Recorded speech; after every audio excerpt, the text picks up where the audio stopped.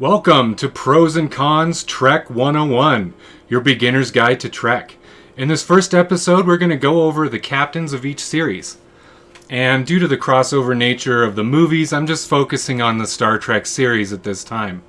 So we're going to go in production order, starting with the original series, or what is known as TOS, The Next Generation, or what is known as TNG, Deep Space Nine, or what is known as DS9, Voyager, Enterprise, and the most recent entrant in the Star Trek canon, Discovery.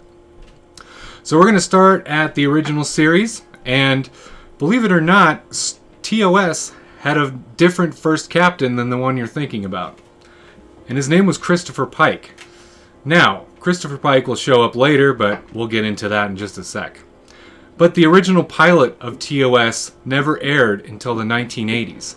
And pieces of it were shown in an episode of the original series called The Menagerie, Part 1 and 2. So, our original captain, Christopher Pike, was played by Jeffrey Hunter. And he unfortunately didn't want to stick around after The Cage and decided to move on to better projects. Sadly, Hunter would never see the popularity that his character would garner, as he passed away in 1969, right when TOS was wrapping up its production and run on television. But an interesting fact about Jeffrey Hunter, Marilyn Monroe, who is, of course, the famous 50s bombshell icon, said of Hunter, "Jeff is the acme of young American manhood," which I thought was interesting coming from Marilyn Monroe. So, going back to TOS, Star Trek was given a second chance. And this time, the one and only Captain James Tiberius Kirk stepped onto the bridge of the Enterprise. And he was played by the incomparable William Shatner. Captain Kirk embodied all the characteristics of an early Starfleet captain. He had a philosophy of a no-lose scenario. He had a desire to explore. And he was somewhat arrogant, which is a given. But he also was very stern and friendly with his crew. And he became a cultural icon, not only in Star Trek lore, but just beyond Star Trek and pop culture lore. So, the interesting thing about Kirk, too, is he was considered a hero within the universe. Many of the characters within the Star Trek universe were huge Captain Kirk fans.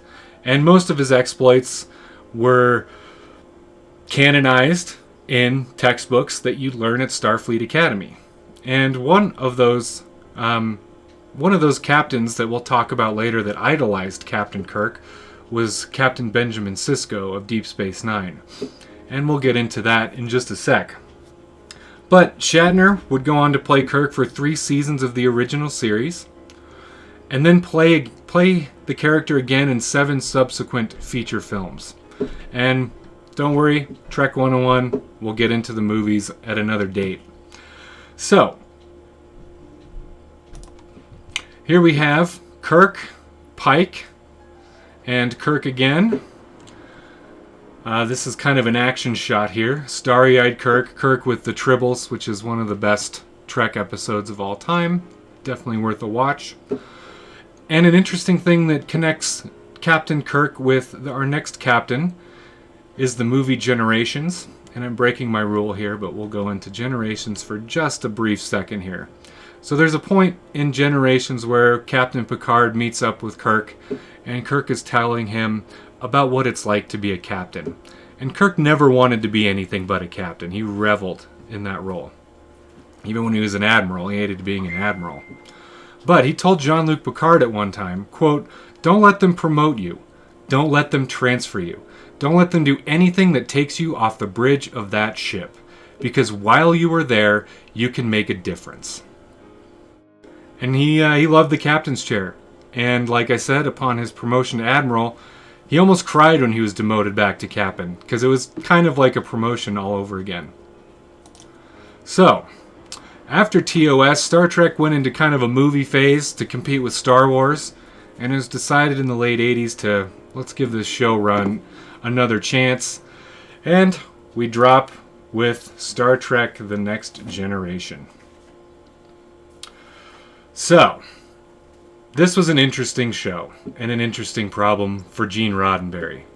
He kind of wanted to take Star Trek The Next Generation back to the 1960s with TOS. Frankly, fans kind of didn't really want that either.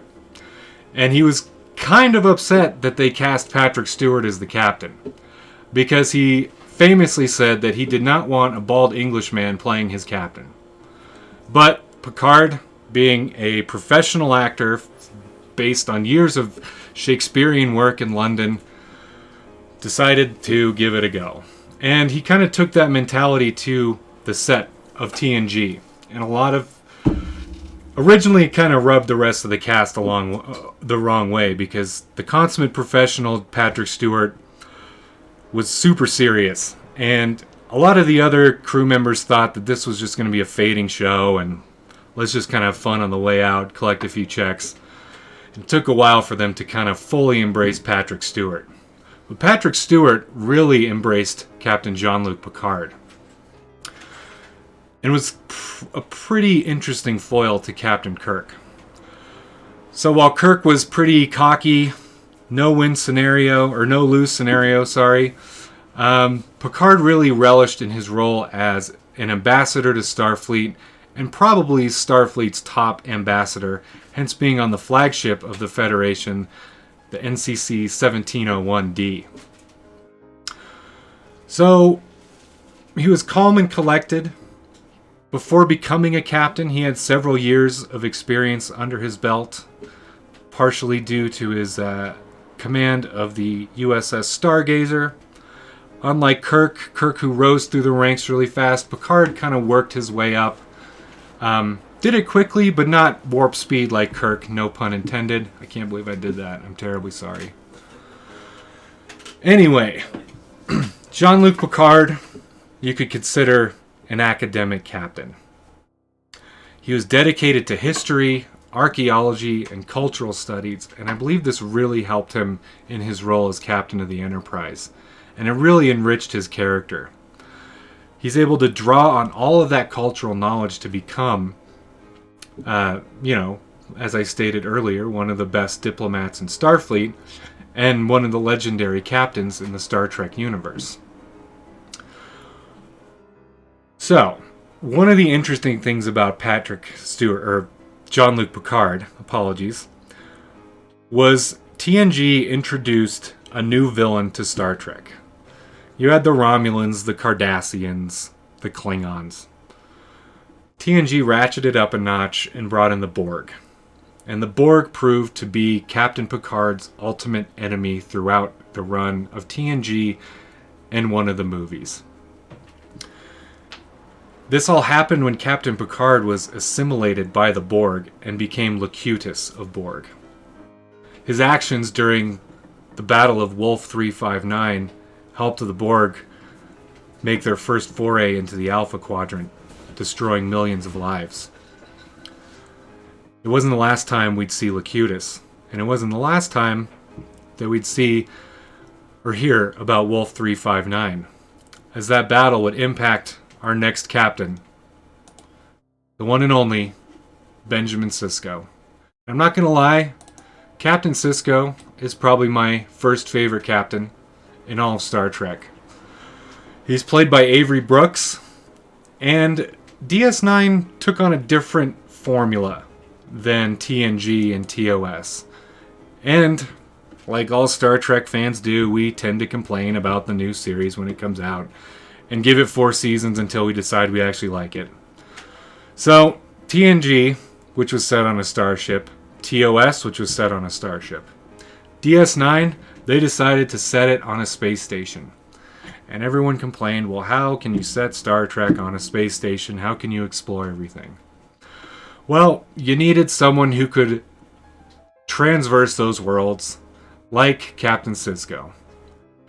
So originally, he started off as commander. He was not promoted until captain until, I think, season 4. So, we didn't even really have a captain to start out with in Deep Space Nine. And that was really part of Sisko's journey. Interestingly enough, too, Cisco was the first black commander on Star Trek to get a full series run, which is a historic event in the Star Trek universe. There had been other black commanders in Star Trek, but his story was the one that was told. And going back to Picard's relationship with Cisco, it was a bit salty, to say the least. And they actually have a pretty interesting exchange in the very first episode of Deep Space Nine. The reason was because when Picard was assimilated by the Borg as Locutus, he helped them attack Wolf 359, and in the process, Cisco's beloved wife Jennifer was killed. Now, Cisco also had a son. His name was Jake. And one of the most fascinating parts of their story is to see them grow throughout the series. Because when we see Jake, he's about 10, 12 years old or so. And Cisco's also a somewhat young man. And to watch their relationship grow over 7 seasons is one of the best storylines, I think, in all of Star Trek. Star Trek doesn't really have a good track record at writing children. But I thought they did a very good job with Cisco, and their relationship was perfect. They liked to go to the holodeck and play baseball. Cisco talked to him about social issues, issues with being a man, how to be a good person, and also accepted Jake's willingness to do what he wanted. Jake wasn't interested in Starfleet. Benjamin wanted him to go into Starfleet. And ultimately, Jake said, no, I want to be a journalist and chart my own path. And Benjamin Sisko allowed him to do that, as I feel any good father would do.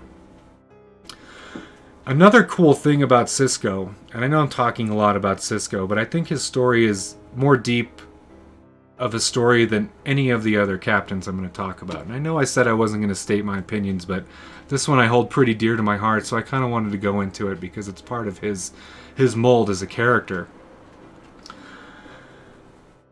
So one of the main things with Cisco is he became the emissary to the Bajorans. And the Bajorans had just come off a huge... they had been... What's the right word here? Occupied. There we go. They had just come off being occupied by the Cardassians. A long 50-year occupation. And the Bajorans are a very spiritual people. So when Cisco came to Deep Space Nine, which had a huge Bajoran contingent, they immediately flocked to him and granted him, or he became the emissary to the prophets. Additionally, when they found the wormhole, which is kind of deep trek, but we'll get into it here too, is where the prophets of the Bajoran religion live. And they personally spoke with Cisco from the first episode on. And he was reluctantly into being the emissary of the prophets. But eventually he really grew into that role and became quite spiritual throughout the series. Not only was he spiritual, but he was also a battle captain, which was quite different than Picard and Kirk. Now, Picard and Kirk definitely had their battles, but Captain Cisco had to fight a war. And he did a few things during the war that would be considered questionable by Starfleet standards, but I don't think you're a good Starfleet captain unless you press the rules. And the Dominion was ruthless. They're not going to stop, and so sometimes you got to push the boundaries just a little bit. And he went to places that I would be hard-pressed to see any other captain go. So, having said that, we're going to move on to Star Trek Voyager. And we have the incomparable Captain Kathryn Janeway. She's played by Kate Mulgrew. And she, like Cisco, made history as the first female captain in Star Trek history to get a full show. Of course, she wasn't the first female captain in Starfleet. And like Cisco, her story was quite different than kind of the episodic nature of TOS and TNG. So, the premise behind Voyager is that they are blasted into the Delta Quadrant, which is 70,000 light years away from home, with half a Maquis crew, and are basically stranded 70 years from any Federation outpost. This presents an entirely new set of challenges. So like Cisco, being the commander of a starship, fighting a war with the Dominion, rebuilding the Bajoran civilization, Janeway had to figure out simply how to survive this new environment. And quite frankly, she did it pretty gracefully. Not only did she survive, but she also took every possible chance to get home as quickly as possible. Even sacrificing chances to get home that would break her moral code, which I think is remarkable. It's tough when you're in a situation like that and you have 150 lives to think of. But when you set that aside and are able to put your own needs aside for another species that you've never met before, and chances are you're never going to meet again, just to cut 10 years off your ride home, I think that's says a lot about her character. She also had a lot of aspects of the other captains. Picard's diplomatic acumen, as she made first contact with dozens of new species that we may or may not ever see again because the Delta Quadrant is still pretty far away. A love of history and culture. She would often talk to Leonardo da Vinci in the holodeck. And Kirk's no-lose scenario philosophy. Coupled that with Cisco's tenacious battle command, she was a tough cookie, and she was hard to beat in battle. Ask the Borg. Because, like Picard, she also ran into the Borg. And it's said that at Starfleet Academy, Picard discovered the Borg, but Janeway wrote the textbook on it. So Janeway's leadership and poise were essential in holding her crew together on such a difficult journey, and was able to get them home safely, ultimately. The next series in production order was Star Trek Enterprise. And at this point, Star Trek has decided to go into a prequel phase. But this is a different prequel than Discovery. Star Trek Enterprise decided to jump all the way back to the beginnings of Starfleet and kind of show how the Federation and the early exploration from Earth really got going. So, Enterprise explored, as I said, the origins and beginnings of Starfleet. And it also connected the story of the founding of the Star Trek universe all the way to the original series. So they needed a new captain to kind of brace this gap. And they chose an actor named Scott Bakula, who is a veteran of Sci-Fi TV, having starred in the Sci-Fi in one of my favorite Sci-Fi series, Quantum Leap, and is now actually the lead on NCIS New Orleans. Scott Bakula played Captain Jonathan Archer. Now, Archer had grown up around space exploration and dreamt of one day becoming a captain. He was given command of Earth's most advanced ship at the time. Can you guess what it was called? The Enterprise. Shocker. But this one was the NX-01 Enterprise. Now here's a little tidbit. NXO, or NX, when you see that in a ship title, it means it's an experimental ship. And the experimental nature of Enterprise meant it was the first ship to go warp 5. So, originally in the series, Archer was forced to navigate an early relationship with the Vulcans, who were somewhat micromanaging their relationship with Earth and thinking we were just stupid humans who didn't know what we were doing, and they wanted to kind of gracefully push us into the galaxy in the Vulcan way, and humans were like, nah, we're good. We'll just do it how we want to. Pretty much constantly vexing the Vulcans the entire series, which is kind of funny because they say they have no emotion, but they really do. They're all working on heart attacks. Deep down. No matter how much you meditate, your heart can't take that much, just cramming everything deep. Anyway, so, being foiled by the Vulcans at every turn, Archer kind of said, meh, I'm going to do it my way. And Archer was kind of the prototypical captain. He made first contact with a bunch of different species. He fought a lot of combat. NX-01 was a tough ship, took a lot of damage, but he had a really good crew behind him to help him. And Archer's most important role, though, however, was laying the groundwork for the creation of the Federation Charter, which is really the basis of how the Star Trek universe works. So we already know that the Vulcans and Earth they're an alliance, but the Vulcans think they're superior. Then you have the Tellarites and the Andorians. Now the Vulcans and the Andorians hate each other like cats and dogs. And there are actually several episodes in Enterprise where there's pretty much all-out war between the Vulcans and the Andorians. So, forging this alliance was a tough deal. And to bring these four powers together to create the Federation as we know it was a huge stepping block in the Star Trek universe. One that we'll see all the way up to Deep Space Nine with the Dominion War, when the Federation, the entire Federation, is needed to defeat the Dominion on the other side of the wormhole from Deep Space Nine.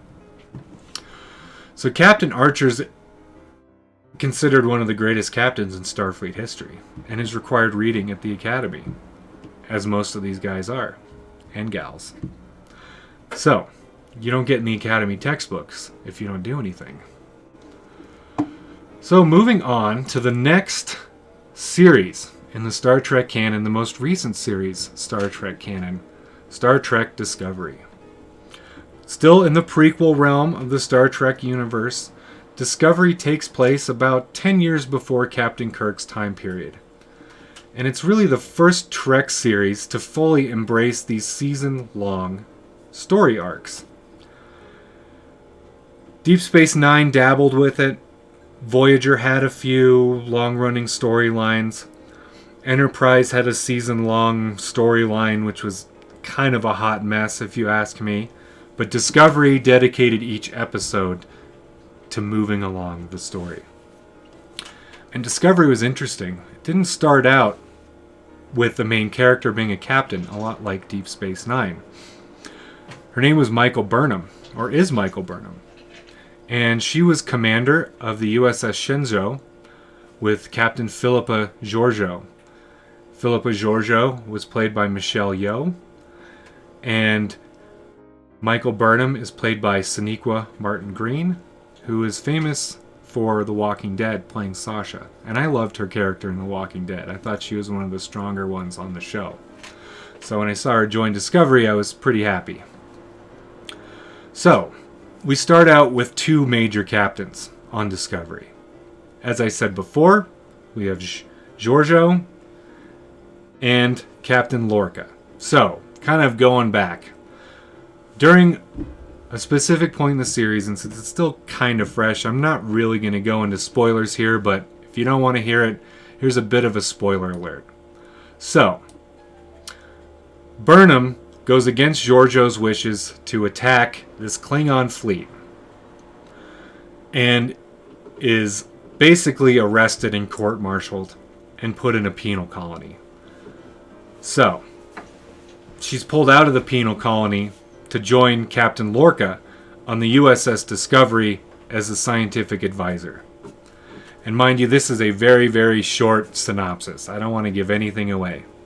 So, fast forward, without skipping, without giving any plot. It's discovered that Captain Lorca is a mirror universe agent, and is ultimately killed in the mirror universe. But Burnham still hasn't become captain yet. She is promoted to lieutenant of the USS Discovery. And the USS Discovery, in the last episode of Season 1, happens to run into the USS Enterprise from TOS. And on the USS Enterprise from TOS is none other than our first captain, Captain Pike. Now this Captain Pike is played by Anson Mount from one of my favorite all-time shows, Hell on Wheels. And I was super excited to see him play Captain Pike. I thought he did an excellent job. So, we have Captain Pike on the bridge. Lorca's dead. Giorgio is another mirror universe agent. Discovery gets a little weird with the mirror universe. I still haven't figured it out myself one of these days. However, so we're up to 3 captains already for Discovery.